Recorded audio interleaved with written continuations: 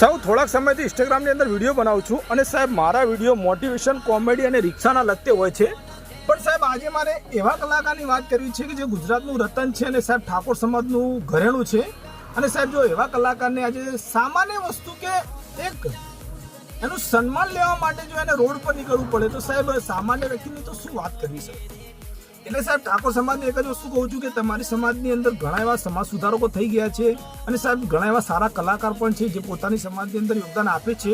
તો સાહેબ વિક્રમ ઠાકોરને તમે સપોર્ટ કરજો, કેમ કે વિક્રમ ઠાકોરને જોઈને જ ઠાકોર સમાજની આજે અઢળક કલાકારો ઉમટી આવે છે. મતલબ કે ઘરે ઘરે કલાકાર કહીએ તો પણ ઠાકોર સમાજમાં સાચું છે આજે.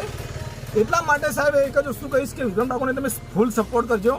અને સાહેબ ખરેખર તો વિક્રમ ઠાકોર એક ઠાકોર સમાજ માટે એવું વ્યક્તિ છે કે જે પડછાયો હોય ને તે છાયો ના હોય. સાહેબ એવું કામ કરે છે વિક્રમ ઠાકોર કે એની એકવાર ફિલ્મને મળવા જે ફિલ્મ આવી એના પછી એને અઢળક કલાકારો આપે છે. તો સાહેબ ઠાકોર સમાજની તો એટલી ફરજ આવે બને છે વિક્રમ ઠાકોર માટે કે જે રીતે દરેક હિન્દુ ભાઈ પોતાના ઘરની અંદર જય શ્રી રામની છબી રાખે છે ને એ રીતે સાહેબ વિક્રમ ઠાકોરની છબી ખરેખર તો સાહેબ દરેક ઠાકોર સમાજના ઘરમાં હોવી જોઈએ. અને સાહેબ હું તો એટલે સુધી છેલ્લે કહું છું, હું ઠાકોર નથી પણ વિક્રમ ઠાકોરને ફૂલ સપોર્ટ કરું છું, કેમ કે એનું જોઈને હું ઘણું બધું શીખ્યો છું. અને સાહેબ વિક્રમ ઠાકોરને એમએલએ ના બનાવતા પણ સીએમ બનાવજો. જય હિન્દ, જય શ્રી રામ.